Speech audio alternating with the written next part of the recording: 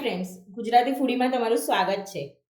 આજે આપણે એક સરસ મજાનું ચટપટું સ્ટાર્ટર્સ કે ટી ટાઈમ સ્નેક્સ કયો એવું બનાવવા જઈ રહ્યા છીએ, જે તમને નાની નાની ભૂખને સંતોષશે. આજે આપણે બનાવવા જઈ રહ્યા છીએ ચના કોલીવાળા. તો ચલો જોઈ લઈએ કેવી રીતે બને છે. એના માટે સૌથી પહેલાં આપણે અહીંયા 1 ચમચી તેલ લઈએ છીએ, અડધી ચમચી હળદર લઈએ છીએ, અડધી ચમચી ધાણા જીરું લઈએ છીએ, 1 ચમચી કાશ્મીરી લાલ મરચું લઈએ છીએ, મીઠું લઈએ છીએ સ્વાદ પ્રમાણે. મિક્સ કરી લઈએ. 1 ચમચી આપણે અહીંયા લસણની ચટણી લઈએ છીએ. તમે વાટેલું લસણ પણ લઈ શકો છો. સરસ મિક્સ થઈ ગયું છે. હવે આપણે એમાં 1 કપ બાફેલા ચણા લઈએ છીએ. અહીંયા મેં કાબુલી ચણા લીધા છે, જેને મેં આખી રાત પલાળી લીધા હતા અને પછી 3 સીટી કરી લીધી છે. મસાલો સરસ કોટ થઈ ગયો છે. હવે આપણે એમાં 40 ગ્રામ જેટલો ચણાનો લોટ એડ કરીએ છીએ. 40 ગ્રામ જેટલો કોર્નફ્લોર એડ કરીએ છીએ.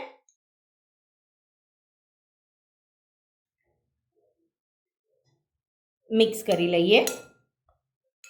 અહીંયા આપણે થોડો પાણીનો છંટકાવ કરીએ છીએ. મિક્સ કરી લઈએ.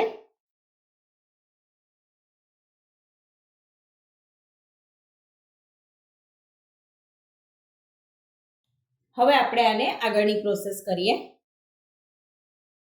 હવે આપણે અહીંયા તેલ ગરમ કરવા રાખી દીધું હતું. આપણે ચણાને એક એક કરી અને એમાં એડ કરી દઈએ. અત્યારે ગેસની ફ્લેમ સ્લો રાખવાની છે.